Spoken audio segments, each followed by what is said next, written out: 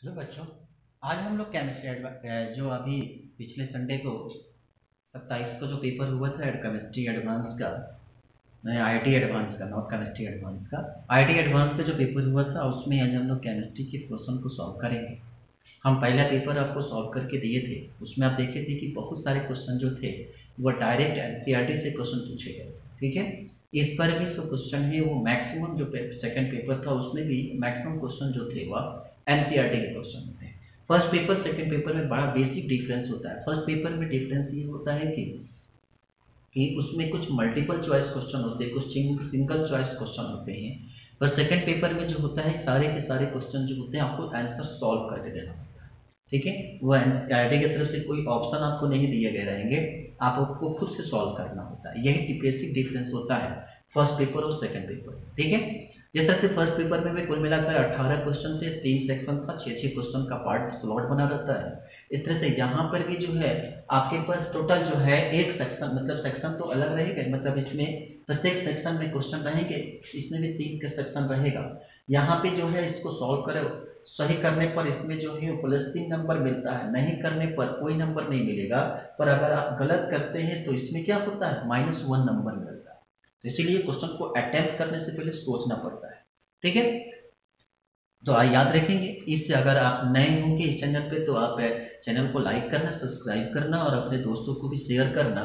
इस चैनल पर आपको बहुत सारी ऐसी चीज़ें मिलेगी, जैसे आईआईटी के मेंस के पेपर का सॉल्यूशन केमिस्ट्री का मिलेगा आपको, साथ में नीट 2020 का फिजिक्स केमिस्ट्री बायो तीनों का सॉल्यूशन मिल जाएगा। साथ में आपको 10th क्लास के साइंस के पूरे इसमें नोट्स के साथ मिलेगा। साथ में आपको 11 12 BSc first year, second year, third year की जूलॉजी, केमिस्ट्री, बॉटनी का पूरा थ्योरेटिकल पूरे नोट्स सब कुछ इसमें आपको इस चैनल पर मिलेंगे। ठीक है, तो अगर आप नए होंगे तो आप जरूर सब्सक्राइब करिएगा, अपने दोस्तों को भी शेयर करिएगा। आपको सबसे बड़ी चीज़ आपको बताया, आप देख रहे होंगे कि जो प्रोजेक्टर हम यूज कर रहे हैं, ये जो है सबसे मजेदार आपको बात बताया कि हम अपने देश में नहीं बल्कि दूसरे देश में रहकर हम इस काम को कर रहे हैं। ठीक है, हम अपने देश से करीब 5 से 5,500 किलोमीटर दूर पर हैं और ये कोविड के चक्कर में थोड़ा सा दिक्कत हो गया है, लेकिन फिर भी हम कोशिश कर रहे हैं ताकि आपको अधिक से अधिक मटेरियल अवेलेबल करा सकें। ठीक, तो हम कोशिश करेंगे कि आपको बेस्ट से बेस्ट मटेरियल दे सकें। आइए हम क्वेश्चन की तरफ सीधे लौट कर आते हैं। क्वेश्चन कर रहे हैं कि first and second third ionisation energy of I1, I2 and I3 of the 4 atom which ionic radius n, n+1, n+2 and n+3 where n is less, n is कितना है, less than 10 on the tablet given what is the value of n। अब जरा गौर से देखो, अगर ये question थोड़ा सा भी अगर आप दिमाग लगाओगे तो बेटा सबसे आसान क्वेश्चन है, आपको बताते हैं। देखो नीचे देखो, फर्स्ट आयनेशन एनर्जी जो है 738 है, ठीक है, दूसरा है 1451 और तीसरा देख लो 7733। अब गौर से देखो, आप पहले में जाओ, सेकंड में जाओ, किसी में जाओ, पहला दूसरा तो नॉर्मल है और तीसरा के ओर में क्या हो रहा है, आयनेशन एनर्जी बढ़ जा रहा है। और किसी भी कंडीशन में, किस कंडीशन में आयनेशन एनर्जी की वैल्यू सबसे ज्यादा हो जाती है, कब, जब वो इनर्ट की कंडीशन ले लेगा। तो सोचो, जैसे ही वो इनर्ट की कंडीशन में आएगा, इनर्ट पेयर होने, इनर्ट एलिमेंट माने कि हीलियम हो जाए, नियॉन हो जाए, आर्गन हो जाए, क्रिप्टन हो जाए, इनकी आयनाइजेशन एनर्जी की वैल्यू क्या होती है, काफी ज्यादा होती है। तो कोई भी एलिमेंट्स जैसे ही इनर्ट कंडीशन में आता है उसकी आयनाइजेशन एनर्जी की वैल्यू क्या करती है, अचानक से बढ़ जाती है।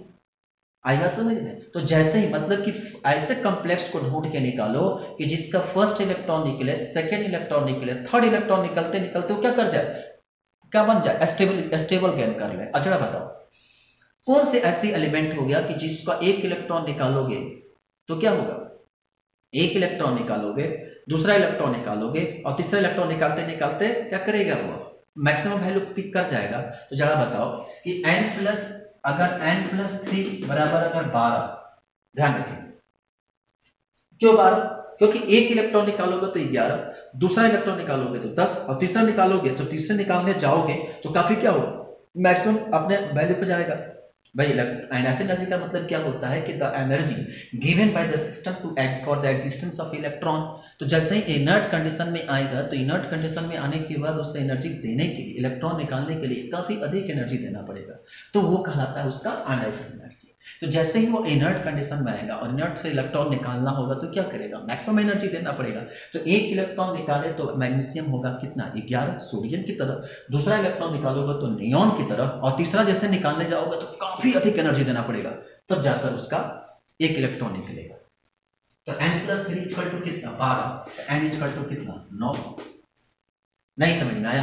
दूसरे में देख लो ना, n+2 एक इलेक्ट्रॉन निकालेंगे तो क्या होगा, जैसे ही हमारे पास n+2 जो हमारे पास क्या होता है सोडियम का होता है, n+2 कितना 11, तो n कितना 9। तो आपको फर्स्ट सेकंड ना देखकर अगर थर्ड भी देखे होते तो आसानी से क्या करता वो आंसर दे देता। ठीक है, तो इसका आंसर क्या हो गया, पहले का आंसर हो गया 9। क्या क्वेश्चन है यार, मजा नहीं आया पहले क्वेश्चन में? ठीक है, दूसरा क्वेश्चन देखो क्या कर रहा है। दूसरा क्वेश्चन थोड़ा सा आपको हम दिखाते हैं।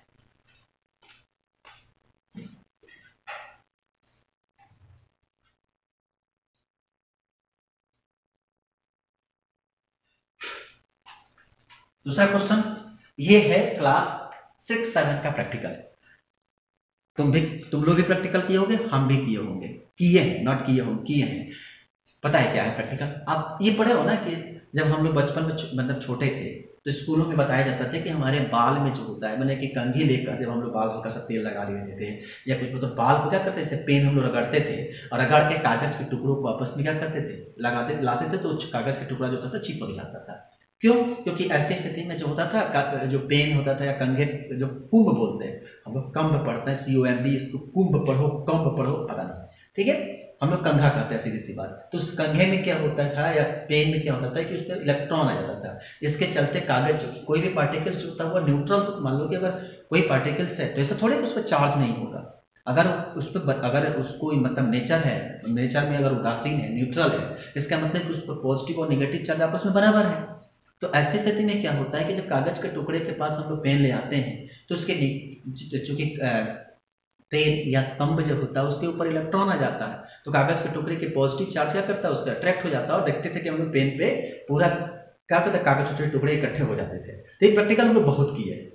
सिमिलर क्वेश्चन है ये, देख रहे हो, कह रहे हैं कि यहाँ पे ड्रॉपलेट हमारे पास दिखाया गया है, कह रहे हैं कि इसमें हम आयनाइज सॉल्यूशन ड्रॉपलेट के रूप में डाल रहे हैं और डालने के बाद देख रहे हैं कि कम्ब के पास कौन सा चार्ज कौन क्या करेगा, अट्रैक्ट हो जाएगा। ठीक है, अब जरा सोचो कि ऐसी स्थिति में जितने भी आयोनाइज पार्टिकल्स होंगे वो सारे के सारे क्या करेंगे, आसानी से आयोनाइज हो जाएंगे। जितने जो क्या करेगा, मॉलिक्यूल्स आपस में अट्रैक्ट करना है। तो ऐसी स्थिति में कॉम्प्लेक्स को निकालो और ध्यान रखेंगे, क्योंकि पानी हम लोग बाल में हल्का सा पानी रहता है, गीला रहता है, तभी हम लोग क्या करते हैं, कागज के टुकड़े को यूज करते हैं। तो जितने भी आयोनाइज पार्टिकल्स होगा, ये सारे के सारे आयोनाइज पार्टिकल्स क्या करेंगे, अपने क्योंकि जैसे कम आएगा जो H2O के जो कॉम्ब होगा, कॉम्ब पे जैसे ही H2O के संपर्क में आएगा, ये क्या O2 माइनस और H+ होगा, H+ क्या करेगा, यहाँ पर आकर पहुंच जाएगा। तो जैसे ही H+ वहां से आयन क्या करेगा, क्योंकि इसके ऊपर क्या होता है, इलेक्ट्रॉन होता है, तो ये H+ आयन क्या करेगा, इसको अपनी तरफ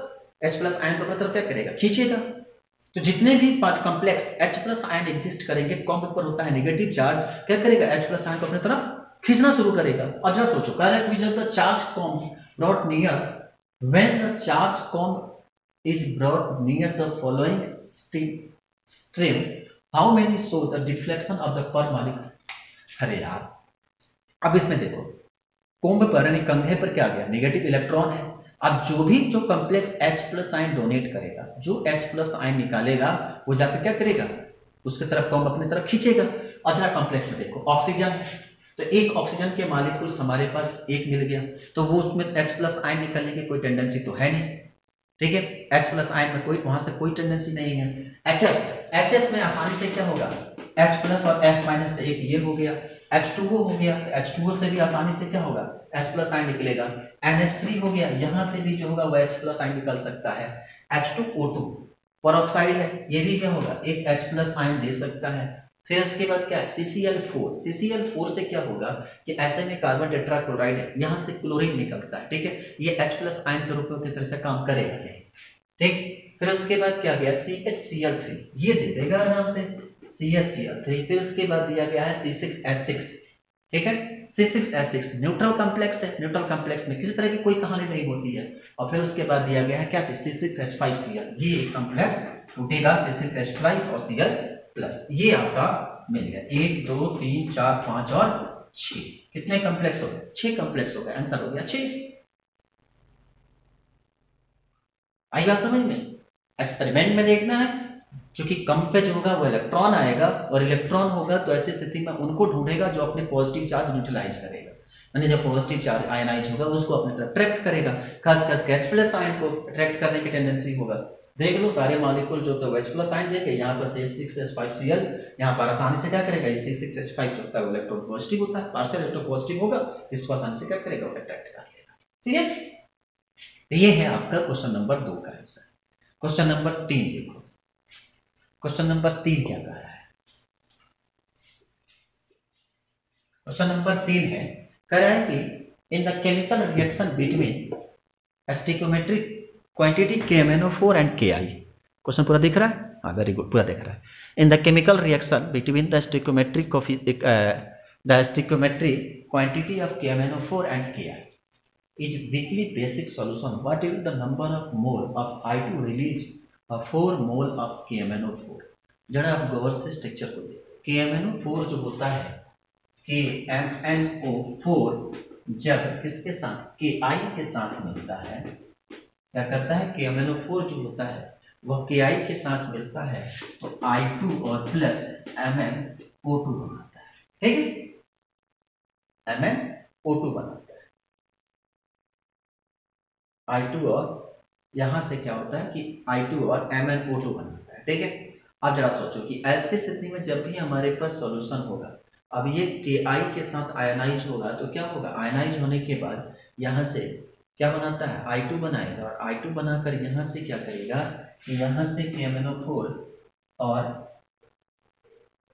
यहां से आपका MnO2 बना लिया, यहां से पोटेशियम आयोडाइड हो गया, Ki यहां से आयोडीन बाहर निकल गया, या यहाँ पे क्या होता है, यहाँ से K2 मॉलिक्यूल्स रिलीजन होगा। तो जरा से समझो, क्वेश्चन कर रहा है uniquely solution, what is the number of molecules of I2 release of the 4 molecules of KMnO4। बेटा कितना मॉलिक्यूल्स लेना है, यहाँ से 4 मॉलिक्यूल्स लेना है। तो 4 मॉलिक्यूल्स जब इसके साथ मिलेगा तो कितना होगा, 6 मॉलिक्यूल्स के साथ इसका रिएक्शन होगा, तब जाकर ये क्या बनेगा, MnO2 बनेगा, साथ में क्या फिर KMnO2 बनाएगा, तो यहाँ से 2 2 4 और यहाँ से क्या मिलेगा, K2 बनेगा।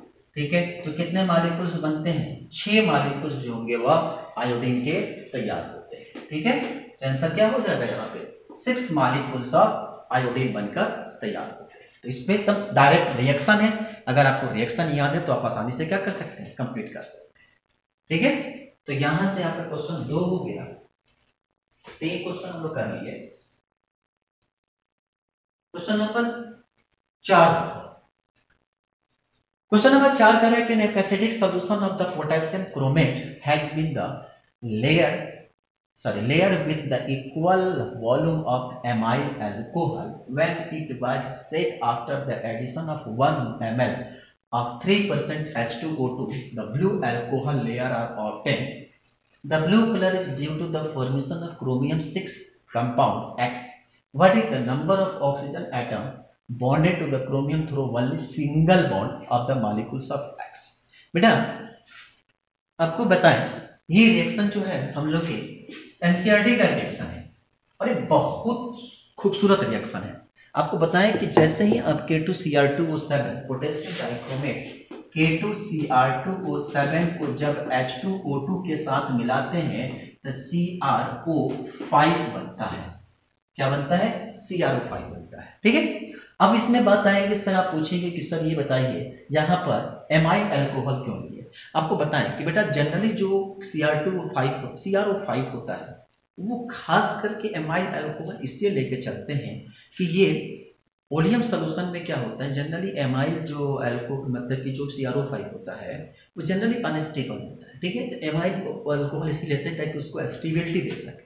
ठीक है, तो ये आप जरा गौर से समझो, CrO5 हमारे पास कॉम्प्लेक्स बना, ये Cr2O5 के साथ जब पोटेशियम क्रोमेट के साथ जब हम इक्वल अल्माइल अल्कोहल के प्रेजेंस में जब हम H2O2 के साथ मिलाए तो क्या बना, CrO5 बना। अब CrO5 का स्ट्रक्चर देखोगे तो यहाँ पे ऑक्सीजन, ये यहाँ पे कैसा शेप होता है इसका, बटरफ्लाई शेप होता है। ठीक है, ये हमारे पास ये कॉम्प्लेक्स बना X। ठीक, अब पूछ रहा है कि बताओ इस कॉम्प्लेक्स में कितने ऐसे स्ट्रक्चर हैं जो सिंगल बॉन्ड से जुड़े हुए हैं। ध्यान दें, ऑक्सीजन जो है सिंगल बॉन्ड से, तो एक ऑक्सीजन यहाँ, दूसरा, तीसरा और चौथा, तो 4 ऑक्सीजन एटम जो है वो किससे जुड़ा है? सिंगल बॉन्ड से जुड़ा है। तो आंसर क्या होगा? 4। समझ में आया? कितना आंसर हो गया? 4। 4 ऑक्सीजन एटम जो होता है वो किससे जुड़ा हुआ है? सिंगल बॉन्ड से अटैच्ड है। अब इतना सिंपल क्वेश्चन समझ में आया? Cr2O7 जो है H2O2 के साथ मिलता है तो क्या बनाता है? Cr2O7 H2O2 के साथ मिलेगा तो आसानी से CrO5 बनाएगा। CrO5 बनाएगा तो यहाँ से क्रोमियम का स्ट्रक्चर बना लो। स्ट्रक्चर बनाओगे तो क्या बटरफ्लाई शेप का बनेगा। ऐसी स्थिति में यहाँ पर सिंगल बॉन्ड ऑक्सीजन कितने हैं? 1 2 3 4, तो 4 आंसर हो गया। ठीक है,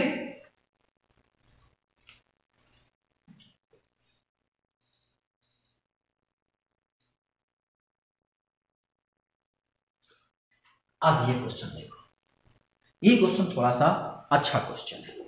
ठीक है, अब ये क्वेश्चन को हम सॉल्व करें, अगर किस तरह से इसको हम अगर निकालने की कोशिश करें कैसे आंसर आएगा। अब जरा क्वेश्चन को पहले ठीक से पढ़ लो, फिर उसके बाद इसको हम डिस्कस करते हैं।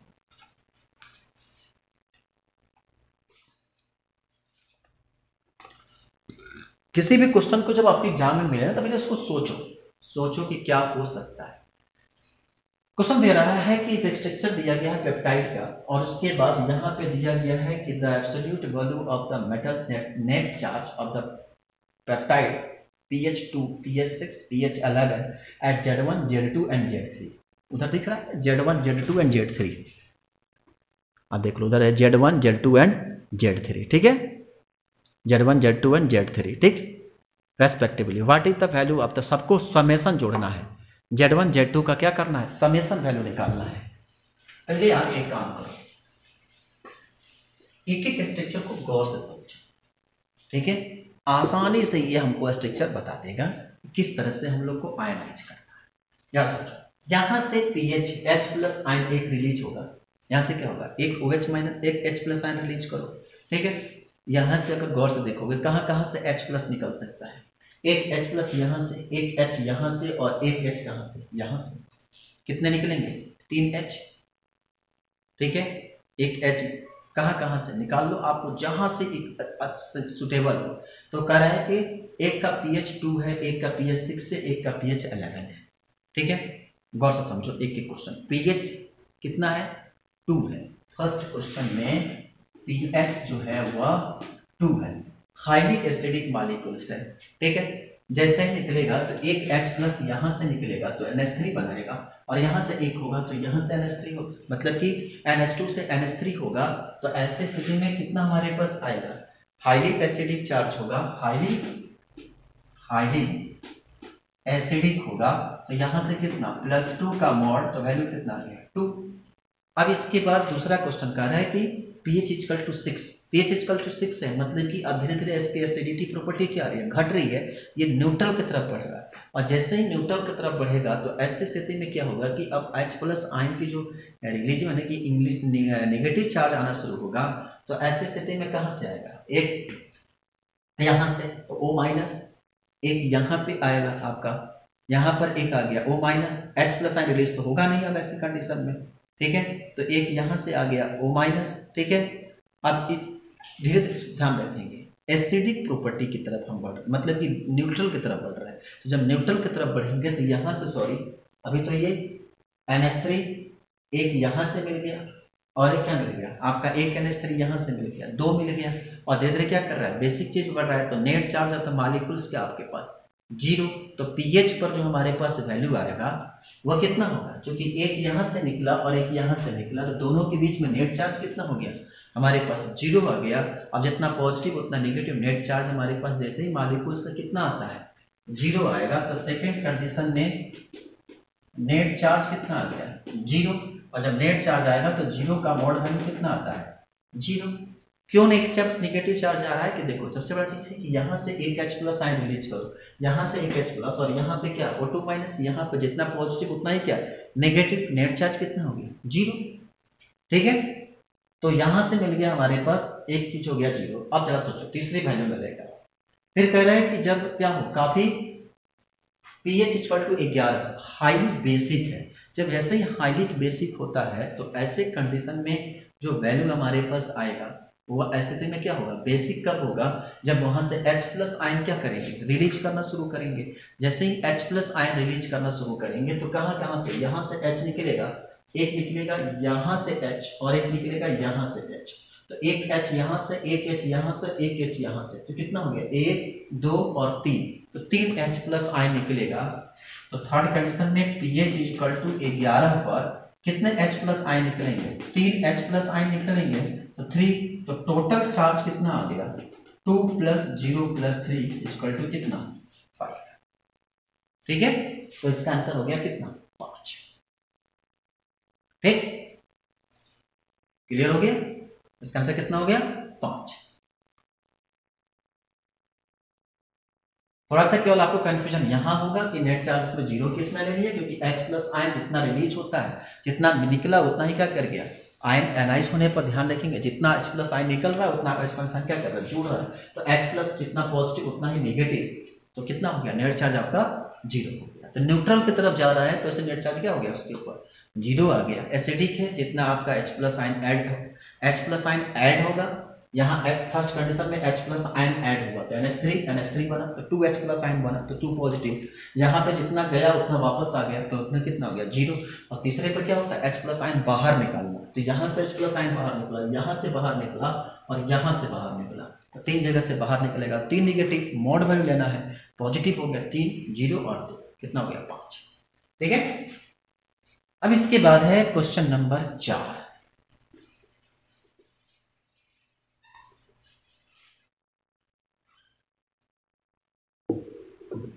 क्वेश्चन नंबर 4 को अगर गौर से देखें, क्वेश्चन नंबर 4 कह क्या रहा है, थोड़ा सा आप उसको क्वेश्चन को पहले देखिए ठीक से। क्वेश्चन अच्छा कह रहा है कि an organic compound C6H10O2 rotated plane polarized light, it produced the pink color of the neutral FeCl3 solution. What is the total number of possible isomer of its compound? ठीक है, आप स्ट्रक्चर को देख लिए और थोड़ा सा हम इधर बोर्ड की तरफ कर रहे हैं ताकि बोर्ड पर स्पेस कम चाहिए, हमको स्पेस चाहिए तभी तो स्ट्रक्चर हम बना पाएंगे। अब जरा बताओ कि क्या हो सकता है, आप एक पॉसिबल स्ट्रक्चर के बारे में सोचो। कहा कि C6H10O, C यहाँ पे तो एक बेंजीन रिंग तो होगा ही होगा, ठीक है। उसके बाद कहा है क्या चीज, molecules plane polarised light C8H10O2 है ना, CHH10O2, एक आ गया यहाँ पर POH। ठीक, अब जरा सोचो क्या क्या हो सकता है, एक स्ट्रक्चर ये भी हो सकता है, देखो तो हो सकता है क्या, C6, ठीक है, 7 8 हो गया, ऑक्सीजन की संख्या 1 2 हो गया, 5 और हाइड्रोजन 1 2 3 4 हाइड्रोजन, तो 6 2 8 1 9 और 1 10। ठीक है, ये कंप्लीट है। एक स्ट्रक्चर इसका ये भी हो सकता है, एक फिनॉल तो जहां है वहां पे तो रहेगा ही रहेगा, ठीक है।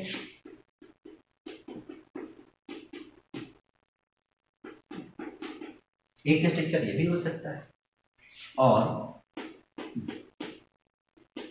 एक स्ट्रक्चर इसका, एक दो स्ट्रक्चर हम बना लिए, तीसरी स्ट्रक्चर की पॉसिबिलिटियां क्या हो सकती, तीसरी स्ट्रक्चर तो ये भी हो सकता है CH2 CH3 यहाँ पे OH। ठीक है, अब जरा बताओ 3 पॉसिबल स्ट्रक्चर है, अब इसमें से आपको ढूंढना है कौन सा प्लेन पोलराइज्ड लाइट पर कह रहा है कि रोटेट कर सकता है, प्लेन पोलराइज्ड लाइट पर। अब जरा खुद से सोचो, FeTl3 टेस्ट जो होता है वह FeCl3 टेस्ट, आप इसको याद रखना, FeCl3 टेस्ट जो होता है वो हमेशा किसके लिए देता है, फिनॉल के लिए देता है। ये टेस्ट हम लोग बहुत बार पढ़ चुके हैं, FeCl3 टेस्ट जो होता है वो किस में देता है, फिनॉल के लिए देता है। ठीक है, अब हम लोग सबसे पहले बात सोचेंगे कि कौन सा ऐसा कॉम्प्लेक्स होगा जो आसानी से रोटेट करके हमें प्लेन पोलराइज लाइट पर रोटेशन होता है। जरा बताओ इस स्ट्रक्चर को देखो, ये तो आपके पास होगा, लेकिन ये क्या करेगा, सुपर इम्पोज कर पाएगा? ये जैसे स्ट्रक्चर है तब बिल्कुल वहीं पर आकर इकट्ठा हो जाएगा। तो ये जो हमारे पास है ये तो बिल्कुल गलत हो गया। ठीक, सिमिलर कहानी यहाँ पर भी होगा, ये भी जो है क्या हो गया, काम नहीं करेगा। अब ये स्ट्रक्चर है, इस स्ट्रक्चर को अगर आप गौर से देखोगे तो क्या करोगे, रोटेट करा सकते हो। एक बार ऑर्थो पर लेके जाओ, एक बार पैरा पर लेके जाओ, एक बार मेटा पर लेके जाओ। हर स्ट्रक्चर पर कितना स्विंगर देगा, 2 स्ट्रक्चर देगा। तो ऑर्थो पर एक, पैरा पर एक, मेटा पर एक, मतलब एक बार आप यहाँ रखें, एक बार आप यहाँ रखो और एक बार क्या करो, यहाँ रखो। ध्यान रखना ये OH दूसरे वाले का, इसका है। ठीक है, तो एक बार आप इस स्ट्रक्चर को यहाँ रखें, स्ट्रक्चर बनेगा, एक बार 2 स्ट्रक्चर बन गया। इस बार यहाँ रखोगे तो 2 बनेगा, और एक बार यहाँ पर रखोगे तो ऑर्थो पर, पैरा पर, मेटा पर हर बार कितना स्ट्रक्चर बनेगा, 2 2, तो कितने हो गए, 2 तिहाई 6 हो गया आंसर इसका। कितने पॉसिबल आइसोमर बनेंगे, 6 पॉसिबल आइसोमर बनेंगे। ठीक है, तो इसके याद रखेंगे कि इसके पॉसिबल स्ट्रक्चर जो बनने चाहिए वो कितने बनने चाहिए, 6 बनने चाहिए, ये हमारे अनुसार। अब IIT ने क्या आंसर दे रहा है, अब जानते हैं कि IIT वालों का अपना होता है कि वो लोग क्या आंसर दे रहे हैं। हमको जहाँ तक लगा, बेटा हम भी जो है आप ही जैसे हैं, तो हम कोशिश करते हैं कि हम अपना बेस्ट दें। ठीक है, तो हमको जहाँ तक लगा वो होना चाहिए 6। अब IIT क्या आंसर देता है, अब वो IIT के ऊपर डिपेंड करता है। ठीक है, IIT खुद ही आंसर रिलीज करेगा कुछ दिन में।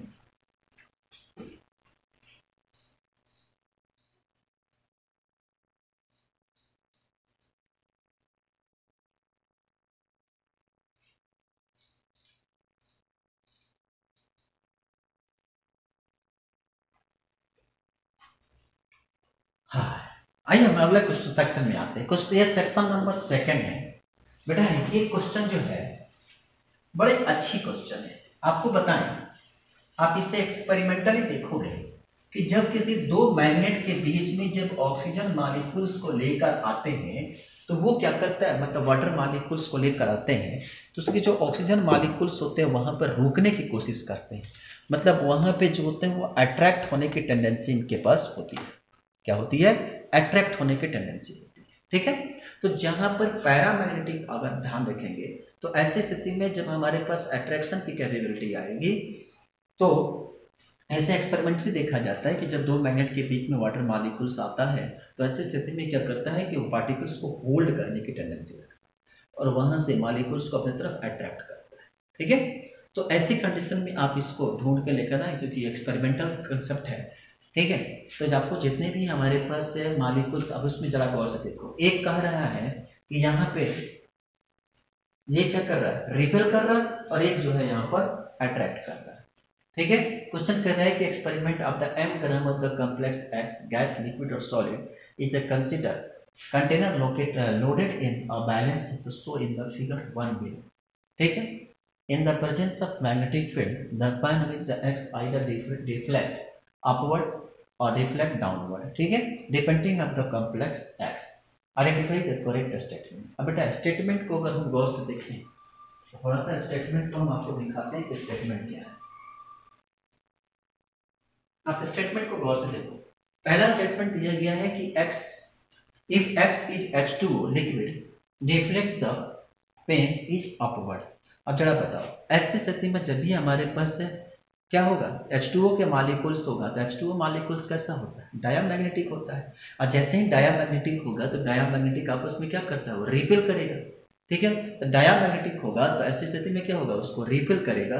तो जब रिपेल करेगा तो ऐसी स्थिति में क्या होगा कि उसको डिफ्लेक्ट करेगा किस डायरेक्शन में, अपवर्ड डायरेक्शन में। पर डायामैग्नेटिक होगा तो रिपेल करेगा। ठीक है, तो ऐसी स्थिति में क्या करेगा, उसे अपवर्ड डायरेक्शन में रिफ्लेक्ट करेगा। तो पहला ऑप्शन तो ऐसे ही आपका करेक्ट दिख रहा है।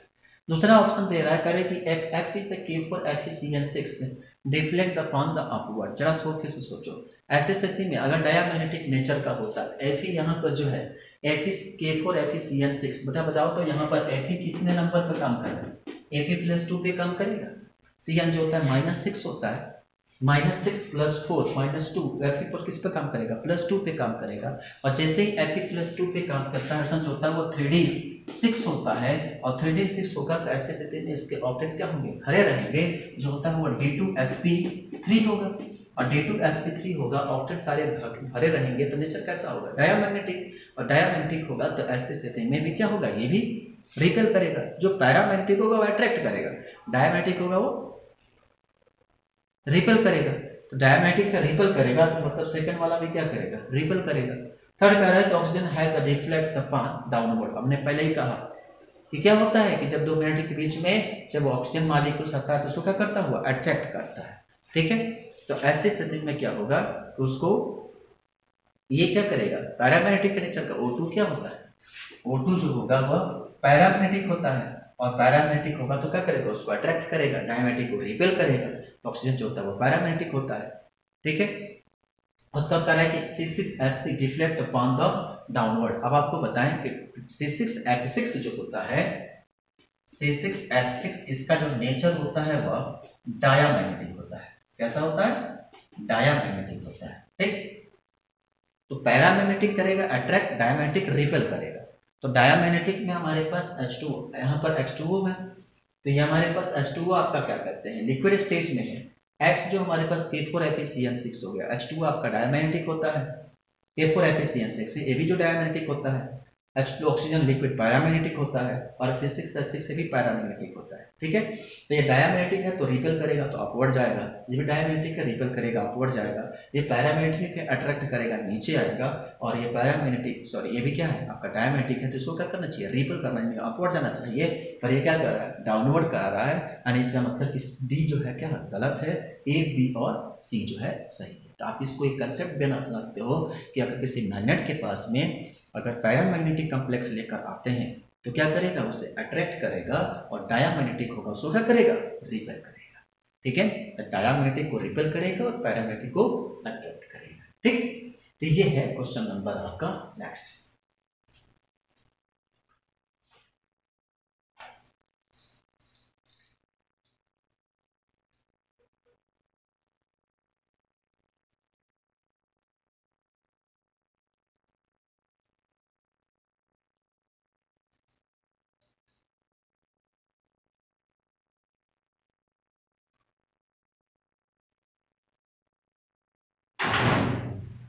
नेक्स्ट क्वेश्चन अगर थोड़ा गौर से देखो, क्योंकि क्वेश्चन थोड़ा ग्राफ में छोटा आ जा रहा है। क्वेश्चन आपको दिख रहा है अच्छे से, एक मिनट। क्वेश्चन नंबर 8 कह रहा है कि which of the following are the correct given reaction.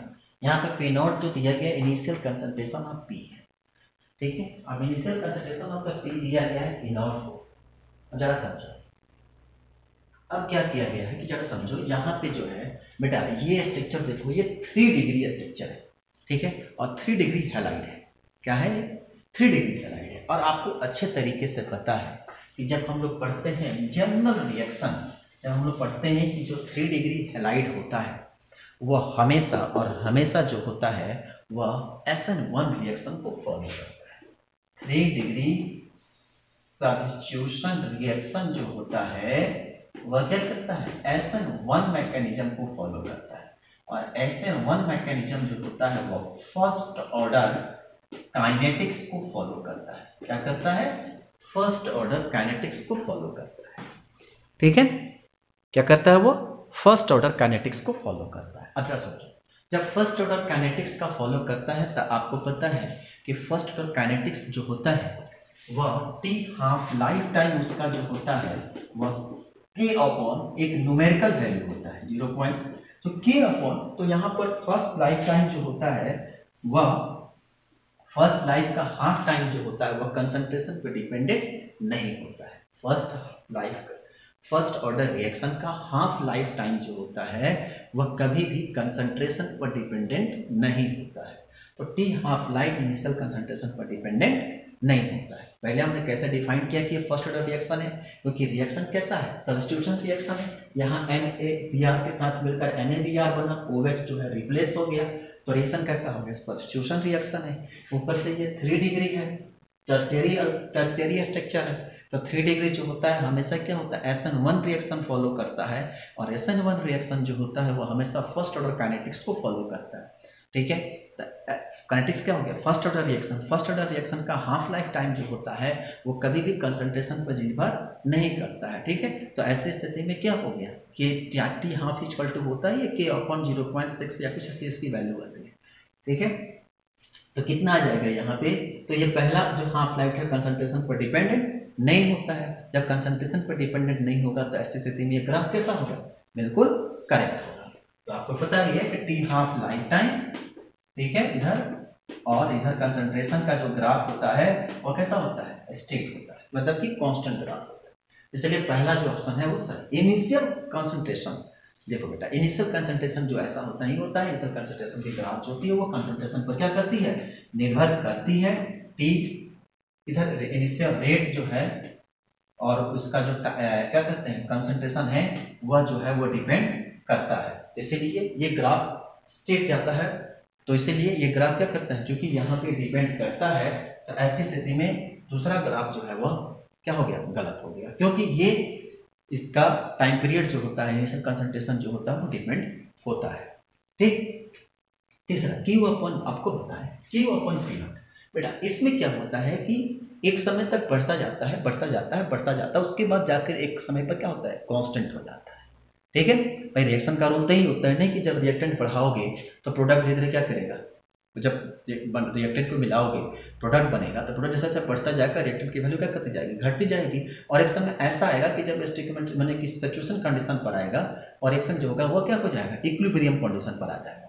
मतलब कि जब Q upon P not final upon initial concentration with क्या, टाइम के साथ, जब विद जो है वो टाइम के साथ ग्राफ खींचोगे, नीचे जो ग्राफ वो टाइम के साथ है, ठीक है। जब टाइम के साथ ग्राफ खींचोगे तो एक समय बढ़ता जाएगा और एक समय ऐसा आएगा कि एक समय पर क्या होगा, वो सैचुरेशन कंडीशन पर आ जाएगा और वहां से रिएक्शन जो होगा वो बिल्कुल सैचुरेशन कंडीशन पर चला जाता है, ठीक। तो ये रूल होता है। पर इसमें क्या कर रहा है, लगातार बढ़ता जा रहा है। ऐसा कभी थोड़े होता है कि रिएक्टेंट मिलाते जाओगे प्रोडक्ट बढ़ता जाएगा, बढ़ता जाएगा, बढ़ता जाएगा, रिएक्टेंट खत्म नहीं होगा, ऐसा नहीं होता है। एक समय रिएक्टेंट धीरे धीरे क्या करेगा, पहले तो बढ़ता जाएगा, उसके बाद धीरे धीरे कांस्टेंट हो जाएगा, प्रोडक्ट क्या होगा कि अब ना तो घटेगा ना तो बढ़ेगा। ये फर्स्ट ऑर्डर रिएक्शन का फाइनल और इनिशियल कंसंट्रेशन का टाइम के साथ रिलेशनशिप होता है, ये ग्राफ होता है, ठीक है। तो ग्राफ जो है ये ग्राफ गलत है और ये ग्राफ जो है सही है, ठीक है। और यहाँ पे क्या है, log P I upon P not, जरा बताओ तो log P I upon P not, ठीक है। इसमें क्या होगा, जब हमारे पास जब हम इक्वेशन लिखते हैं तो log P I upon P not क्या लिखते हैं, log P upon log P not equal to minus R T होता है। नेगेटिव साइन है यहाँ पर, मतलब कि जो स्लोप होगा वो कैसा होगा, नेगेटिव होगा। स्लोप जब नेगेटिव होगा तो ऐसी स्थिति में ये जो होता है वह ग्राफ जो है नेगेटिव स्लोप से शुरू होता है, ठीक है। ये ग्राफ सीधा पॉजिटिव स्लोप में ले गया है। अब शुरू कहाँ से होता है, आपको पता नहीं बोर्ड दिख रहा है कि नहीं, बोर्ड दिख रहा है, नहीं दिख रहा है, हम आपको दिखा रहे हैं। इसकी जो ग्राफ होती है वो कहाँ शुरू होती है, नेगेटिव से शुरू होती है, क्योंकि लॉग का रिलेशन ही होता है माइनस आर टी। जो माइनस होता है वो नेगेटिव को रिप्रेजेंट करता है। तो इसकी ग्राफ कहाँ से शुरू होती है, नेगेटिव, जैसे डॉटेड दिखाते हैं फिर उसके बाद दिखाते हैं। तो ये इसीलिए ये ऑप्शन जो होगा वो गलत हो गया। ये गलत क्यों हुआ, क्योंकि इसकी स्लोप जो होती है नेगेटिव से शुरू होती है। इसके स्लोप अगर ऐसा स्लोप होता क्योंकि कांस्टेंट जो होता है घट जाए, मतलब इसका स्लोप कुछ ऐसे होगा, क्योंकि यहाँ क्या करता है फिक्स होने के बाद कांस्टेंट हो जाता है और इसकी स्लोप जो होती है वो नेगेटिव होती है। इसलिए सी और डी जो है वो गलत है, ठीक है। बी क्यों गलत है, क्योंकि इसका कांस्टेंट ग्राफ होता है, ये ग्राफ यहाँ होता है इनिशियल रेट के साथ, तो सही हो जाता है, ठीक है। तो ऐसी स्थिति में ए जो है सिर्फ और सिर्फ सही है। अगर मल्टीपल चॉइस में सिंगल चॉइस डाल देगा, ठीक है। इसलिए इसका ऑप्शन कौन सा सही है, ए ऑप्शन सही है, ठीक, मार्क कर लो।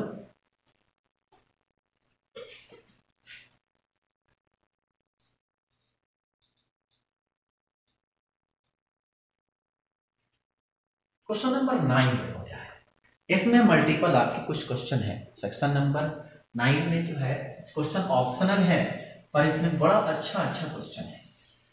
आपको बताएं कि इसकी कहानी क्या है। इसकी कहानी है कि which of the following statement are the true for the extraction of aluminium from bauxite,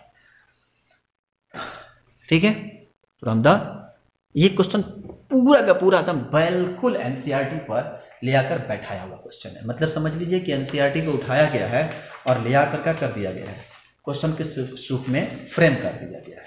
इसमें कोई ऐसा क्वेश्चन नहीं है जो कि बहुत डिफिकल्ट है।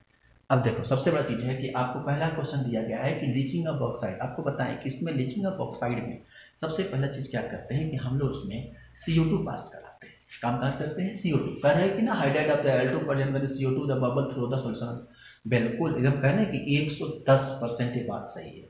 CO2 पास कराते हैं तो CO2 पास कराने के बाद क्या होता है, तो वहाँ से वो बबल्स प्रोड्यूस होते हैं। आपको बताएं, आप एक काम करना, एनसीईआरटी का चैप्टर नंबर 6 निकालना। कौन सा चैप्टर?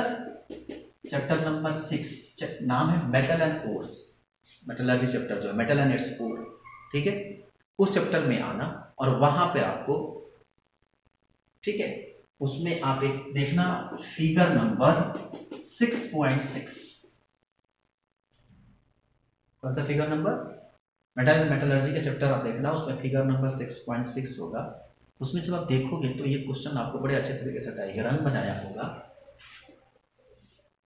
ठीक है। इस तरह से आपको डायग्राम रिप्रेजेंट करके आपको स्ट्रक्चर बनाया होगा।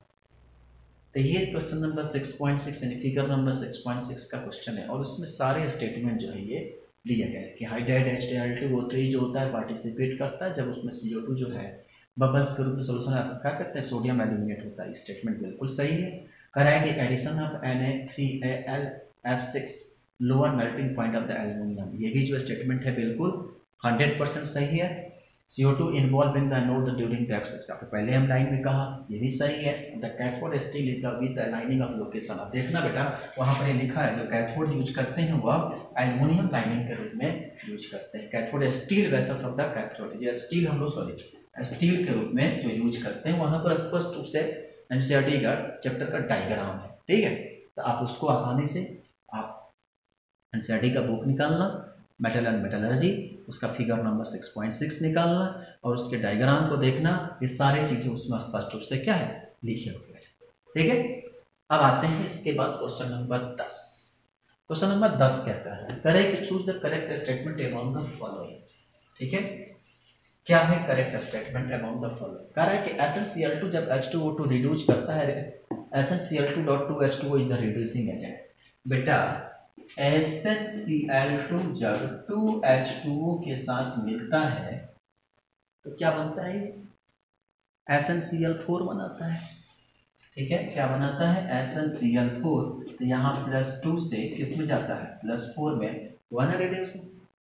तो क्या करता है, ये रिड्यूसिंग एजेंट के रूप में काम करेगा ही, आसानी से ये रिड्यूसिंग एजेंट के रूप में काम करता है। तो पहला ऑप्शन तो आपका ऐसा ही सही है, ठीक है। दूसरा ऑप्शन करें कि SnO2 react with KOH to form K2SnOH का होल ट्वाइस, K2SnOH का होल ट्वाइस। बिल्कुल ये सही बात है कि जब SnO2 जब H2O के साथ मिलता है तो SnH2 क्या करते हैं,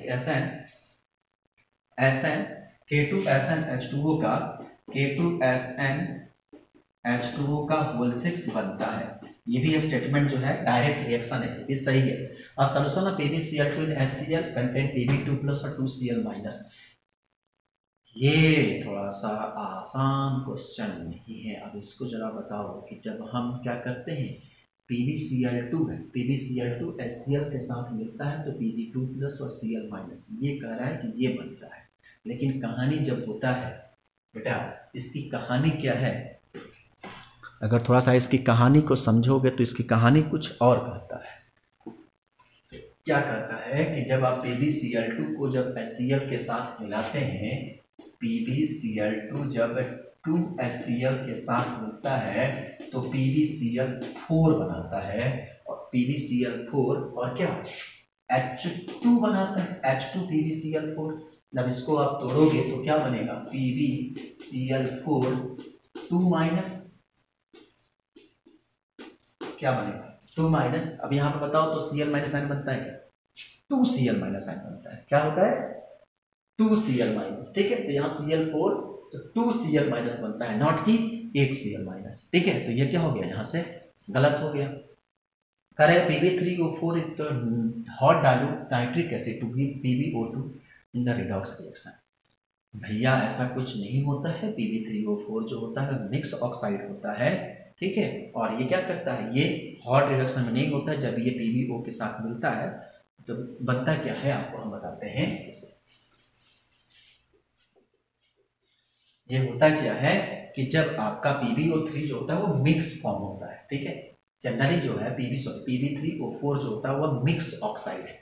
क्या है, PB3O4 जो है वह क्या है, एक मिक्स्ड ऑक्साइड के रूप में काम करता है। कैसा ऑक्साइड है, मिक्स्ड ऑक्साइड है, ठीक है। और जब ये मिक्स्ड ऑक्साइड होता है किसका है कि जब PbO2 के साथ मिलता है, PbO जब PbO2 के साथ मिलता है HNO3 के साथ, किसके साथ, HNO3 के साथ, तब ये बनाता है PbNO3, ठीक है। क्या बनाता है, PbNO3, और यहां से निकलता है PbO2, ठीक है। ये है आपका PbO जब PbO2 के साथ मिलता है तो HNO3 और PbNO3 बनाता है। क्या साथ में क्या बनता है, PbO2 बनाता है, ठीक है। तो ये एक तरह से क्या करता है, ऑक्सीडाइजिंग एजेंट के रूप में होता ही नहीं है।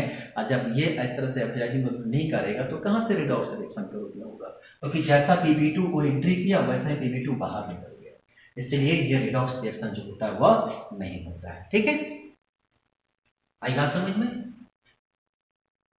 चलो उसके बाद आगे क्या है, वो तो गया, पहला हो गया, दूसरा हो गया, तीसरा, पहला जो है सही है, दूसरा सही है, तीसरा जो है वो गलत है, चौथा जो है गलत है। तो 10वां का आंसर कौन हो गया, फर्स्ट और सेकंड, ठीक है। अब इसके बाद क्वेश्चन नंबर 11 को देखो। क्वेश्चन नंबर 11 दिख रहा है आपको पूरा, थोड़ा सा टिल्ट करना है। चलो क्वेश्चन नंबर 11 आपको दिख रहा है। Consider the following 4 compound first, second and third and fourth. First, second, third और फोर्थ कह रहा है। अब जरा गौर से देखो इस क्वेश्चन को, ठीक है। क्वेश्चन नंबर 4,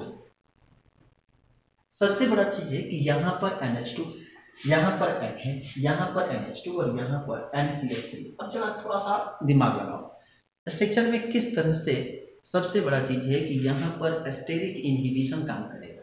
और जैसे ही हमारे पास स्टेरिक इनहिबिशन, जो कि सब में हमारे पास क्या है, मेजोमेरिक इफेक्ट, खासकर यहाँ पे जो होगा मेजोमेरिक इफेक्ट काम करेगा, यहाँ पर -M इफेक्ट काम करेगा। लेकिन जब स्टेरिक इन्फ्लुएंस देखोगे तो ये आपका क्या बना देगा, ये रेजोनेंस बना लेगा, ये नॉन पेयर ये रेजोनेंस बनाएगा, ये आपके पास क्या करेगा, प्लस आई यहाँ से इफेक्ट छोड़ेगा। तो यहाँ से आप देखोगे तो सबसे ज्यादा हमारे पास क्या है, यहाँ पर मेजोमेरिक इफेक्ट भी काम करता है, और वहां पे क्या करता है, एक चीज और, स्टेरिक इनहिबिशन काम करता है, ठीक है। तो ऐसी स्थिति में रेजोनेंस के साथ साथ में क्या होगा, स्टेरिक इनहिबेंस ही होगा, ठीक है। ऐसी स्थिति में जब स्टेरिक इनहिबेंस होगा तो ऐसी स्थिति में उसकी बेसिसिटी क्या होगी, बढ़ेगी।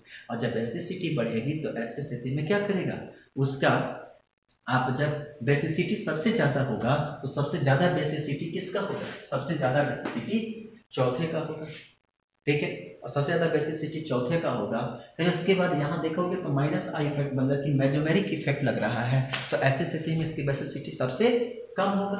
तो सबसे ज्यादा जो होगा वो चौथे का होगा, और सबसे कम जो होगा वो किसका होगा, तीसरे का होगा। फिर इसके बाद पहले और दूसरे में आ जाओ, पहला और दूसरा देखोगे तो कह रहा है कि पहले स्ट्रक्चर में जो है N है, वहां से जब स्टेरिक उसको क्या करोगे, इलेक्ट्रॉन को जब निकालोगे तो ऐसी स्थिति में क्या होगा कि यहाँ पे जो है -M इफेक्ट काम करेगा, और -M इफेक्ट काम करने के चलते इसकी बेसिसिटी क्या करेगी, आसानी से जब -M इफेक्ट काम करेगा, ध्यान रखेंगे हमारे पास लड़ाई किसके बीच में है, दूसरे और पहले के बीच में। तो यहाँ पे जो है ये रेजोनेंस इफेक्ट शो करेगा, और रेजोनेंस इफेक्ट शो करने के चलते इसकी बेसिसिटी जो होती है वह इस स्ट्रक्चर के चलते यहाँ पे +I हो जाएगा, तो बेसिसिटी क्या करेगी, घट जाएगी, यानी कि सबसे ज्यादा हो गया। उसके बाद सेकंड, उसके बाद क्या, ये है इसका बेसिसिटी का ऑर्डर, ठीक है। अब जैसे ही बेसिसिटी का ऑर्डर आ गया तो हमारे पास सेकंड, फर्स्ट, थर्ड, फोर्थ, मतलब कि ये तो पहला ऑप्शन तो आपका बिल्कुल जो है वो गलत हो गया। दे दिया गया है कि the magnitude of pKb difference between first and second more than third and fourth. अब जरा गौर से देख के बताओ तो, A and B, the pKb difference between first and second is more than third and fourth, ऐसा है क्या? फोर्थ और second is more, sorry, fourth और second is more than first and third. आई बात समझ में? पीकेवी जो है वो फोर्थ और फर्स्ट सेकंड का ज्यादा है फर्स्ट और थर्ड के तुलना में, इसलिए सेकंड स्टेटमेंट भी क्या हो गया, गलत हो गया। Resonance effect more in third than in fourth, देखो तो रेजोनेंस इफेक्ट क्या है, फोर्थ में ज्यादा है, थर्ड में क्या है, कम है। Sorry, resonance effect is more in third than in fourth, सही है। यहाँ पर स्टेरिक हिंड्रेंस ज्यादा है और यहाँ पर रेजोनेंस इफेक्ट क्या है, ज्यादा है। तो यहाँ पर स्टेरिक हिंड्रेंस ज्यादा है और यहाँ पर रेजोनेंस इफेक्ट ज्यादा है, ठीक है। और फिर दिया गया steric effect of the fourth is more basic than third, बिल्कुल स्टेरिक हिंड्रेंस के चलते ही तो क्या हुआ, ये ज्यादा हुआ है, ठीक है। तो फोर्थ में स्टेरिक हिंड्रेंस ज्यादा है और थर्ड में रेजोनेंस ज्यादा है, ठीक है। तो ऐसी स्थिति में यहाँ पर फोर्थ जो है इसके पर स्टेरिक इफेक्ट ज्यादा है और स्टेरिक इफेक्ट होने के ज्यादा चलते ये बेसिसिटी को ज्यादा गेन करता है, ठीक। तो ये क्वेश्चन थोड़ा सा ट्रिकी था, दिमाग का थोड़ा सा लगाते तो ये क्वेश्चन आसानी से क्या हो जाता है, सॉल्व हो जाता है, ठीक है। चलो ये क्वेश्चन तो हो गया। अब इसके बाद क्वेश्चन है 12, आपको 12 नंबर क्वेश्चन दिख रहा है।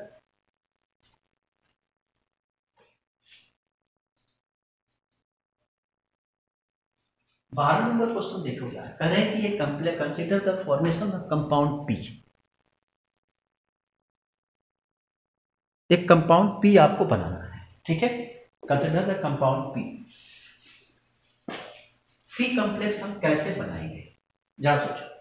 सिंपल सा कहानी है, देखो इसमें करना क्या है, ठीक है। जो हमारे पास पी है, अब उसको हम लोग कई तरीके से सोचेंगे, ठीक है। और सोच को जो है उसको हम लोग आसानी से कॉम्प्लेक्स बनाने की कोशिश करेंगे। क्वेश्चन नंबर 12 को देखें तो देखो सबसे बड़ा चीज क्वेश्चन दिया गया है कि बताना है कि इसमें से पी क्या है। हमारे पास सबसे पहले क्या करिए कि आप ऑप्शन से देखना शुरू करिए। अगर हमारे पास स्ट्रक्चर दिया गया है पी, मान लो कि हमारे पास अब जो भी पी C9H12 है, डिग्री ऑफ अनसैचुरेशन निकालोगे तो कितना है, डिग्री ऑफ सैचुरेशन आता है 4, ठीक है। आप 4 निकालोगे तो ऐसी स्थिति में हमारे पास जो स्ट्रक्चर है हम आपसे दिखाते हैं, शुरू करते हैं ऑप्शन। मान लो कि PQRS, सॉरी पी से हम अगर मान लो कि ये स्ट्रक्चर हमारे पास दिया है, ठीक है। आपको बोर्ड दिख रहा है पूरा अच्छे तरीके से, क्वेश्चन तो आपको दिख ही रहा होगा, क्वेश्चन आप ठीक से पहले देख लो, ठीक है। फिर उसके बाद हम तो आपको बोर्ड हमको चाहिए ज़्यादा सा, इसलिए हम थोड़ा हमको ज़रा समझो। क्वेश्चन नंबर जो है यहाँ पे जो स्ट्रक्चर दिया है,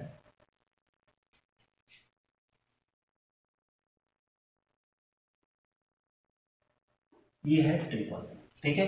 अगर जरा इसको सोचो, अगर इसका रिएक्शन अगर हम H2 और प्लेटिनम के साथ कराते हैं, H2 और प्लेटिनम के साथ इसका रिएक्शन कराते हैं तो क्या बनेगा, क्या समझिए। कॉम्प्लेक्स हमारे पास अगर यहीं पर हम NaNH2 के साथ अभी काम करते, एक एक स्टेप उठाओ, ठीक है। अगर हम इधर की तरफ चलते हैं, अगर NaNH2 के साथ अगर फर्स्ट स्टेप में रिएक्शन कराएं तो क्या हो सकता है, ठीक है। सोचो अगर यही चीज है, अगर हम प्लेटिनम और H2 के साथ अगर रिएक्शन कराते हैं तो ये बनता है आपका क्या, ये और ये बनेगा CH3, ठीक है। तो हमारे पास आसानी से क्या बन गया, ये आपका पहले तो C मिल गया, यानी कि ऑप्शन नंबर C पहला सही हो गया। अगर इसी रिएक्शन को हम NaNH2 के साथ, Na क्या है, NaNH2 है, NaNH2 के साथ इसका अगर हम रिएक्शन कराएं तो क्या बनेगा, आसानी से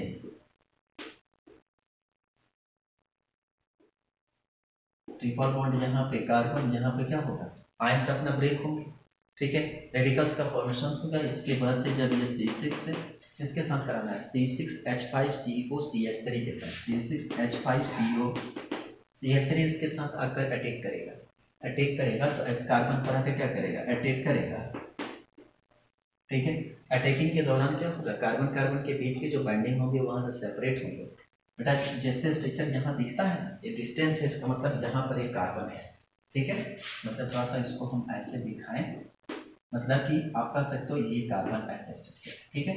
तो यहाँ पे जो कार्बन है अब क्या करेगा, यहाँ से बॉन्ड का डिसोसिएशन होगा और जाकर यहाँ पे क्या होगा, अटैच हो जाएगा CCH3, यहाँ पे O- और यहाँ पे क्या है PH मतलब क्या, C6H5 फिनॉल होगा, ठीक है। अब इसी स्ट्रक्चर को अगर आप जब हल्का करो, हीट करोगे तो हीट करने पर क्या होगा, यह स्ट्रक्चर कुछ इस तरह से स्ट्रक्चर का निर्माण करेगा, क्या होगा C सी डबल बॉन्ड, ठीक है। ये क्या करेगा, कार्बन के मॉलिक्यूल्स इसके साथ आकर ये जो कार्बन कार्बन के मॉलिक्यूल्स है ये क्या करेगा, या तो इसमें अट्रैक्ट होना शुरू होगा, और अट्रैक्ट होने के बाद क्या होगा कि कार्बन के बाइंडिंग मॉलिक्यूल्स के साथ जाकर अटैच्ड हो जाएगा, और कार्बन के बाइंडिंग एस्ट्रेस मॉलिक्यूल्स के साथ अटैच्ड होकर क्या करेगा, एक तरफ से आपको ये इसके पास ऑक्सीजन हाइड्रोजन सॉरी यहाँ से मॉलिक्यूल्स, ये आपका कार्बन कार्बन कार्बन के मॉलिक्यूल्स हो जाएंगे, और कार्बन कार्बन के मॉलिक्यूल्स क्या करेगा, यहाँ से ब्रेक होगा, ये कार्बन आकर यहाँ पर अटैक होगा, और यहाँ से क्या निकल जाएगा, H2O बाहर निकलेगा, ठीक है। और जैसे ही यहाँ पर ये क्या करेगा, अब यहाँ के सेंटर पर हमारे क्या करेंगे, काइराल सेंटर का काइराल कार्बन हो गया ये, ठीक है। अब जब इसको क्या करोगे, एक चीज तो आपको मिल गया कि ये हमारे पास इस स्ट्रक्चर को बनाओगे तो एक काइराल कार्बन हमको मिल गया, मतलब हमारे पास ये स्ट्रक्चर क्या है, Q, ठीक है। ये जो हमको मिल गया, सॉरी ये मिल गया आपका क्या, R। पहले आप इसको किसके साथ, NaNH2 के साथ करा, फिर C6H5CO3 के साथ करा, और फिर क्या कर दिए, इसको हीट कर दिए H3O+ के प्रेजेंस में, ठीक है। तो हमको ये स्ट्रक्चर मिल गया। अब जरा सोचो, तो दो स्ट्रक्चर तो हमको मिल गया, ठीक। अगर इसी स्ट्रक्चर को हम मान लो, अब कह रहा है कि यहाँ पे अब क्या, बस दो स्ट्रक्चर मिल गया, हाँ। अब इसके बाद तो ये ऑप्शन तो एक सही हो गया। अब इसके बाद ये ऑप्शन कह रहा है B, platinum with hydrogen X जो है, ठीक है। जो स्ट्रक्चर हमको मिला, इसी स्ट्रक्चर को अगर हम, जो हमको मिल रहा है इसी स्ट्रक्चर को अगर हम क्या करते हैं, हाइड्रोजन प्लेटिनम और क्यूनॉल के साथ, हाइड्रोजन प्लेटिनम और क्यूनॉल के साथ रिएक्शन कराएं तो क्या बनेगा, क्यूनॉल है। ऐसी स्थिति में बॉन्ड की ब्रेकिंग होगी, ठीक है। और जब बॉन्ड की ब्रेकिंग होगी तो क्या होगा, ऐसे कंडीशन में जैसे ही बॉन्ड ब्रेक होगा स्ट्रक्चर सारे के सारे क्या हो जाएंगे, सबसे पहले स्ट्रक्चर वो टूटते जो कि अटैचमेंट में होता है, तो सबसे पहले यहाँ से क्या करेगा, ये क्यूनॉल जब आएगा तो इस बॉन्ड को क्या करेगा, यहाँ से क्लीवेज करेगा, ठीक है। और जैसे ही यहाँ से सबसे पहले जब यहाँ से सबसे पहला कंडीशन तो ये होगा कि यहाँ पे जो स्ट्रक्चर होगा वो क्या करेगा, ये आपका ये कार्बन, सॉरी एक काम करते हैं, आपको इधर दिख रहा है ना, हम इधर कराते हैं प्लेटिनम हाइड्रोजन, प्लेटिनम और क्यूनॉल के प्रेजेंस में रिएक्शन कराएंगे, ये होगा आपका कार्बन डबल बॉन्ड कार्बन। अब जैसे ही ये किसके साथ रिएक्शन करता है, अब क्यूनॉल के रूप में काम करेगा, अब यहाँ पे काम करेगा किसके पास, KMnO4 के साथ, KMnO4 के प्रेजेंस में होता है, KMnO4 या H2SO4 के साथ रिएक्शन करता है। जैसे ही आता है तो क्या करता है, उसको सेपरेट कर देता है, ब्रेक कर देता है, बॉन्ड की क्लीवेज करता है, ठीक है। और जैसे ये क्या करेगा, यहाँ से ये टूटेगा तो ये स्ट्रक्चर जो था, यहाँ पे कार्बन ऐसे कार्बन कार्बन डबल बॉन्ड, ये स्ट्रक्चर तो आपका जैसा है वैसे आपका फिक्स रहेगा, ठीक है। अब यहाँ से जो स्ट्रक्चर आपका मिलेगा, ये आपके इधर से OH हो गया, इधर क्या हो जाएगा, ब्रेक करके आपका H हो जाएगा, इस कार्बन के पास क्या होगा, डबल बॉन्ड आएगा, इधर से क्या हो जाएगा आपका OH हो जाएगा, ठीक है। तो ये आपका मॉलिक्यूल्स का स्ट्रक्चर आपका मिलता है, ठीक है। तो इस तरह की जो होगी आपकी ओपन स्ट्रक्चर मिलकर आता है। तो आपका यानी कि X जो होगा ये भी आपका सही है, मतलब कि ऑप्शन जो होगा वो B और C दोनों जो है आपका ऑप्शन सही हो गया, ठीक है। चलो मार्क कर लो। इसके बाद क्वेश्चन नंबर 13 कह रहा है कि solution of the 0.1 molar weak base B titrated with the strong acid HA, variation of pH of the solution with the volume HA added to the show in the figure. What is the pKa, the base, and neutralization reaction given the A BH plus BH में। अब जरा बेटा देखो question को और से देखो, ये देखो बड़ा अच्छा रिएक्शन है, ठीक है। कह रहा है कि यहाँ से B जब HA के साथ मिलता है तो BH प्लस और A माइनस देता है, ठीक है। अब ऐसी स्थिति में हमारे पास मतलब एक कहानी सीधा सा कह रहा है कि कैसा सॉल्यूशन है ये, बफर सॉल्यूशन है। कैसा है, बफर सॉल्यूशन है, ठीक है।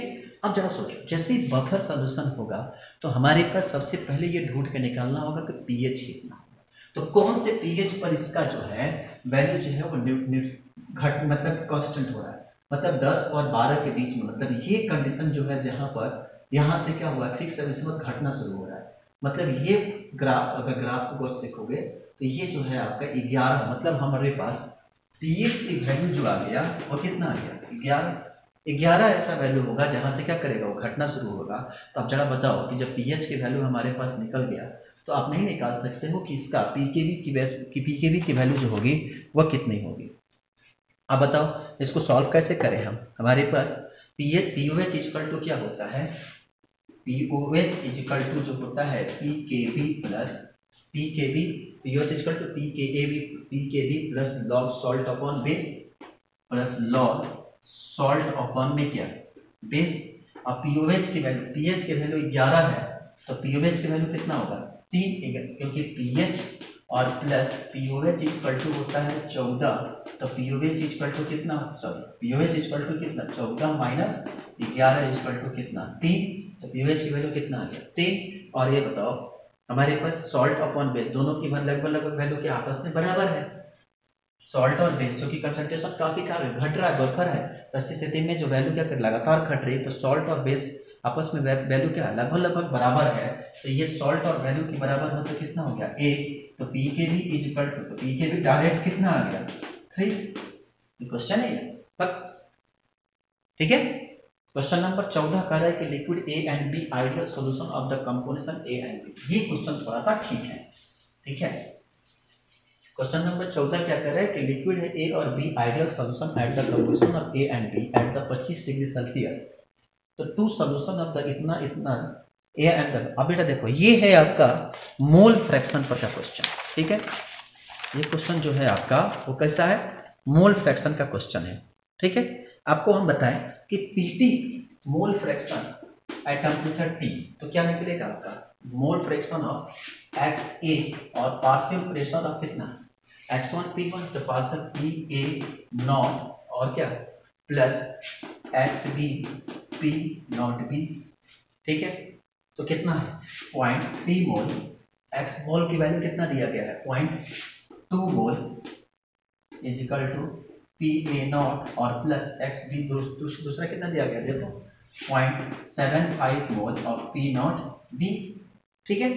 और तो सेकंड इक्वेशन नंबर ये पीटी फर्स्ट इक्वेशन का होगा, सेकंड में कितना दिया गया है 0.4, यानी कि 0.4 इज इक्वल टू, तो सेकंड डाटा कितना है, कितना दिया गया है 0.5 मोल दिया है, 0.5 मोल मतलब कितना आ जाएगा, आप इसको अगर डाटा में रखोगे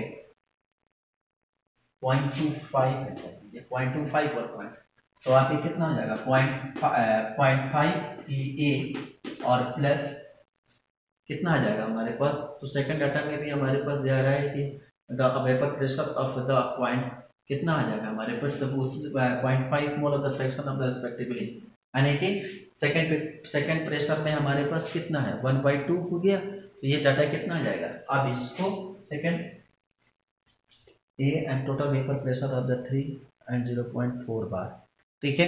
तो यहाँ से कितना आ जाएगा 0.5 पी बी नॉट, दोनों को क्या कर लो सॉल्व कर लोगे तो नहीं निकल जाएगा पी बी नॉट की जो वैल्यू आएगी वो करीब आएगा 0.20 बार।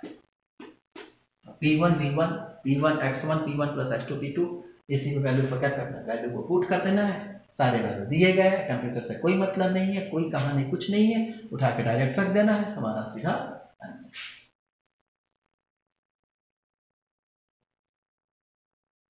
ज्यादा आसान क्वेश्चन है, ठीक है। क्वेश्चन नंबर हमारे पास 15 नंबर क्वेश्चन कह रहा है कि given bigger plot the potential energy of the parameter. बेटा ये क्वेश्चन जो है थोड़ा सा तुम्हारे आईक्यू का टेस्ट किया है, ठीक है।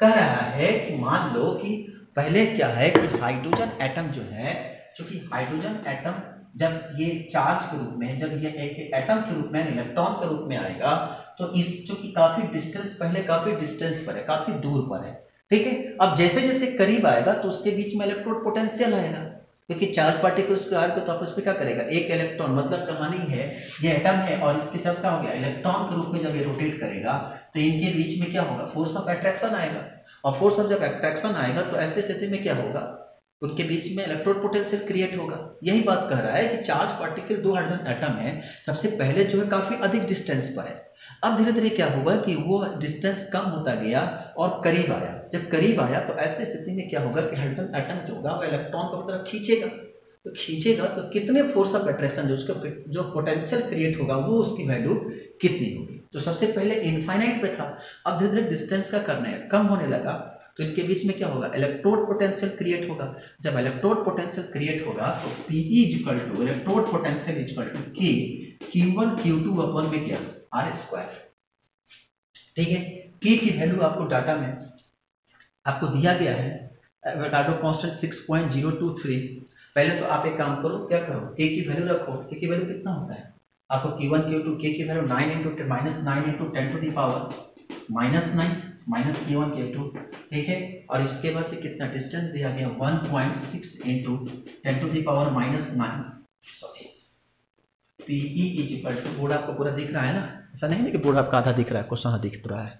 ठीक है, तो यहाँ से पोटेंशियल एनर्जी निकालोगे तो 6 × 10 to the power 9, 6 × 10 to the power 9 minus में इंटू Q1 Q2 की वैल्यू रख दो, कितना है, क्योंकि चार्ज है तो Q1 Q2 की value 1.6 × 10 to the power -19 coulomb का होल स्क्वायर, और बीच का डिस्टेंस कितना दिया गया है, डिस्टेंस दिया गया है, हाँ, इसके बीच का डिस्टेंस जो है इलेक्ट्रॉन इन हाइड्रोजन के लिए कितना होता है, डाटा आपको याद रखना पड़ता है, 0.529 इंटू गेट होता है किसमें -10 टू द पावर एंगस्ट्रॉन होता है -10। ठीक है, यहां से निकाल लोगे potential energy of hydrogen atom. ठीक है, और पोटेंशियल एनर्जी निकलेगा तो एक हाइड्रोजन एटम के लिए इतना होगा, तो क्या करेंगे, 2 हाइड्रोजन एटम होगा तो 2 हाइड्रोजन एटम के लिए पोटेंशियल एनर्जी की वैल्यू कितना हो जाएगा, 2 × पोटेंशियल एनर्जी। ठीक है, अब उसके बाद पूछा क्या गया है कि पूछा क्या गया है इलेक्ट्रॉन रिपल्सन। अब उसके बाद निकालना है कि कितने मॉलिक्यूल्स होंगे, तो 1 मोल हाइड्रोजन मॉलिक्यूल्स के लिए कितना आएगा।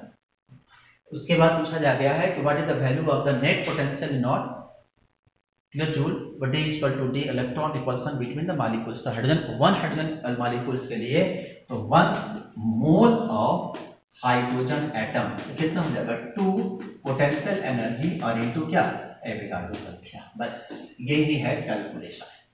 क्या किए, पहले पोटेंशियल एनर्जी निकाल लिए, हाइड्रोजन एटम की संख्या 2 है, 2 से मल्टीप्लाई कर दिए, एवोगाड्रो संख्या से मल्टीप्लाई कर दिए, नंबर ऑफ मोल आ गया, वही उसकी वैल्यू।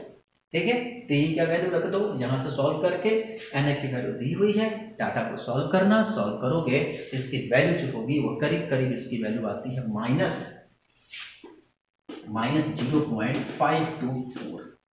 ठीक है, ये इसका जो होगा वह आंसर होगा। ठीक है, 524 किलोजूल पर मोल। ठीक है, ये है इसका सॉल्यूशन 15 नंबर क्वेश्चन का। ठीक है, अब आते हैं क्वेश्चन नंबर 16, 17 और 18। क्वेश्चन नंबर 16, 17 और 18।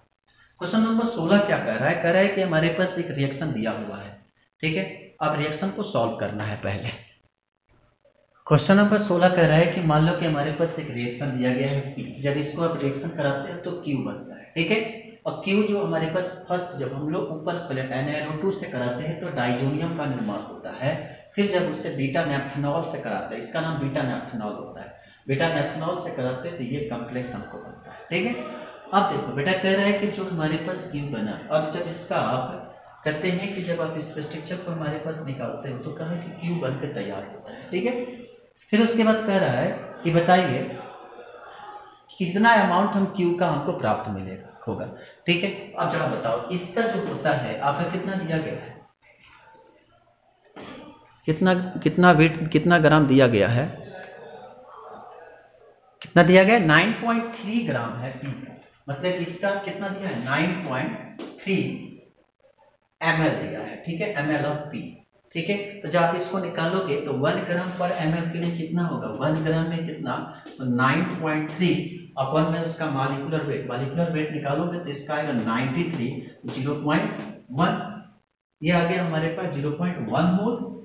ठीक है, ग्राम मोल होता है तो हमारे पास 0.1 मोल आ रहा है। ठीक है, अब जरा समझो, फिर कह रहा है कि 75% हमको यूज कर रहा है, मतलब कि 0.1 में कितना मिल रहा है 75 मतलब 0.75 है, तो टोटल कितना हो जाएगा 0.1 इंटू 0.75 यानी कि 0.075, ये हमारे पास इसका टोटल अमाउंट हमको मिल जाएगा। ठीक है, 0.75 मोल मिल गया। ठीक, इससे कितना लिखा 0.75 मोल मिला। अब ये बताओ कि पॉइंट 1 में 0.75 मोल मिल रहा है तो 248 में कितना मिलेगा? तो 248 वेट क्या है? इसका मॉलिक्यूलर वेट है। ठीक है, जब इसका मॉलिक्यूलर वेट निकालोगे ना, जो कॉम्प्लेक्स हमको क्यू बन के तैयार हुआ, इसका जब मॉलिक्यूलर वेट निकालोगे तो आता है 248। तो कह रहा है कि पॉइंट 1 में 0.75 यानी कि पॉइंट 1 जो है कैसे सॉल्व किया सोचो। सबसे पहले इसका नंबर ऑफ मोल निकाल लिए। ठीक है, तो पॉइंट 1 मोल 75% यूटिलाइज हो रहा है। ठीक है, तो कितना 0.75 हुआ, 0.75 पॉइंट 1 में बना रहा है, तो 248 कितने में बनाएगा? तो 248 में क्या हो जाएगा? 248 में कितना होगा?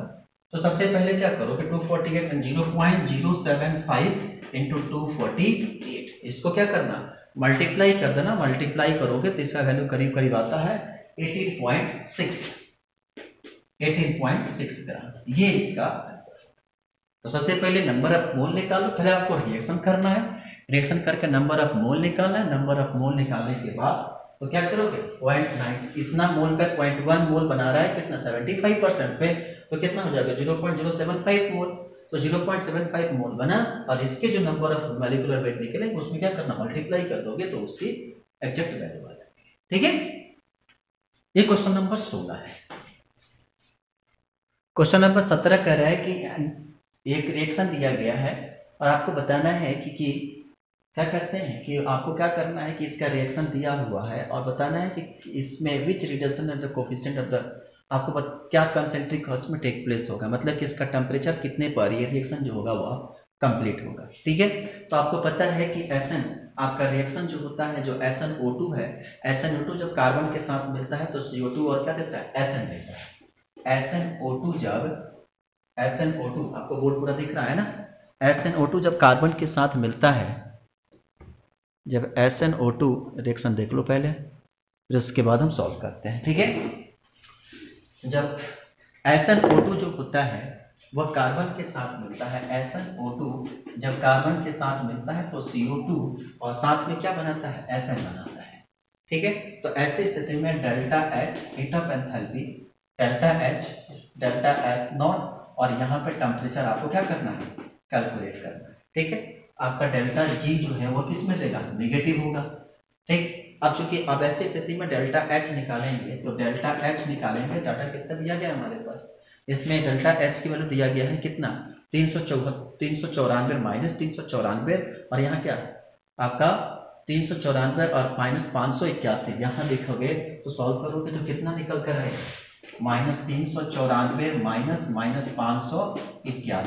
सॉल्व इसको करेंगे तो 394 माइनस 581 कितना आएगा, इसका कहते हैं हम जूल में निकाल दे रहे हैं, 18,700 जूल आएगा। ठीक है, हम डाटा जो निकाल रहे हैं वो जूल में निकालो, किलो जूल में दिया है, हम निकाल दें किस में, जूल में। ठीक है, अब डेल्टा H निकल गया हमारे पास। ठीक, अब डेल्टा S नॉट निकालोगे तो डेल्टा S नॉट आएगा वह क्या, एक CO2 S प्लस CO2 क्या S नॉट SN का, और उसके बाद साथ में क्या माइनस कर दो S नॉट ऑफ SnO2 का। डाटा रख दो सारा के सारा, कितना आएगा, इसको जब सॉल्व करोगे तो इसको आएगा कितना 200 जूल। ठीक है, तो दो डाटा निकल गया। अब यहां से डेल्टा G इक्वल टू क्या होता है formula, H T delta S। अब देखो डेल्टा G की वैल्यू हमारे पास चूंकि एंट्रोपी है, टेम्परेचर बढ़ने के साथ एंट्रोपी डेल्टा G की वैल्यू क्या करती है, बढ़ती है, तो चूंकि एंट्रोपी क्या है यहाँ पर 0 है, H की वैल्यू हमारे पास हम लोग निकाल रहे हैं कितना 18,700 T निकालना है और डेल्टा S की वैल्यू हम लोग कितना निकाले हैं 200। ठीक है, इसको सॉल्व कर लेंगे, यहाँ से T की जो वैल्यू आएगी वह करीब करीब कितना आ जाएगा 935 कैलोरी। ठीक है, तो ये इसका आंसर हो जाएगा। ठीक है, इसको सॉल्व कर, तो बहुत आसान क्वेश्चन 17 नंबर और 18 नंबर लास्ट क्वेश्चन है। कह रहा है कि हमारे पास एक कंटेनर है, ठीक है, an acidified solution of the 0.05 molar of Zn2 plus saturated with the 0.1 molar of H2S. What is the maximum molar concentration of MH plus required to prevent the resorption of the H2S? इसमें देखो बेटा question क्या है, कह रहे हैं कि container दिया हुआ है, ठीक है, और एक कंटेनर में Zn2 प्लस है, H प्लस आयन दिया हुआ है। एक कंटेनर है और यहाँ पे जो है Zn जिंक सल्फाइड जो है उसमें जिंक सल्फाइड ही भरा हुआ है ना, Zn2 प्लस है। थोड़ा सा इसको समझना, अच्छा क्वेश्चन है ये, ठीक है। यहाँ पे Zn2 प्लस दिया गया है, नॉट यहाँ पे Zn2 प्लस दिया गया है कितना 0.5 मोलर, 0.05 मोलर यहाँ पे Zn2 प्लस दिया गया है, ठीक है। अब Zns जो होता है वो सैचुरेटेड होता है, लिमिटिंग रीजन पर आ जाता है, तो यहाँ से क्या करते हैं, उसके पास सबसे बड़ा चीज होता है कि जब Zn2 प्लस सैचुरेशन कंडीशन में Zn2 प्लस और Sn2 माइनस जो होता है, तो वहां पर इसकी KFC की वैल्यू दी गई है कितना 1.25 × 10⁻22, ठीक है। तो Zn2 प्लस और क्या यहाँ Zn2 प्लस और S2 माइनस, ठीक है। S2 माइनस कितना वैल्यू दे दिया गया, टोटल वैल्यू कितना दिया गया 1.25 × 10⁻22, इसकी वैल्यू हमारे पास दिया गया 0.05, तो S2 माइनस आ गया 1.25 × 10⁻22/0.05, ठीक है। अब इसको क्या करोगे तुम, इसे सॉल्व करोगे तो यह आएगा करीब 25 × 125 25 × 10⁻22, ठीक है। अब जब है H2S जब टूटता है तो क्या बनता है 2H प्लस और S2 माइनस, ये बनता है, ठीक है। तो यहां से कि नेट जो होगा वो कितना होता है 1 × 10⁻21 यहाँ आपकी वैल्यू दी गई है, तो कितना आ जाएगा 10⁻21 इक्वल टू, ठीक है। H प्लस आयन क्या होगा, H प्लस आयन का कंसंट्रेशन और S2 माइनस आयन का कंसंट्रेशन, यहाँ 2H प्लस आयन तो अपॉन में 2 और यहाँ क्या हो जाएगा आपका में H2S, डाटा क्या करना अब यहाँ पर रख देना है, तो कितना 21 आ गया, किसका निकालना हमको सिचुएशन हमारे पास क्या H प्लस आयन का निकालना है, तो अब बताओ यहाँ से H प्लस आयन का जब आप निकालोगे तो क्या निकल कर आएगा, यहाँ से H प्लस आयन का कंसंट्रेशन आप निकालोगे तो कितना होगा, यहाँ पे स्क्वायर है, ठीक है। तो यहाँ से H प्लस आयन क्या लिख सकते हो, क्या होगा H2S,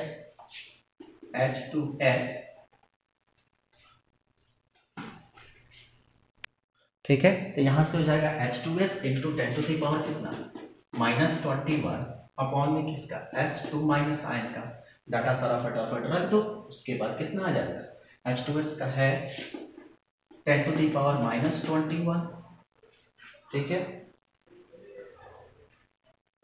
10⁻21, S2 माइनस का है,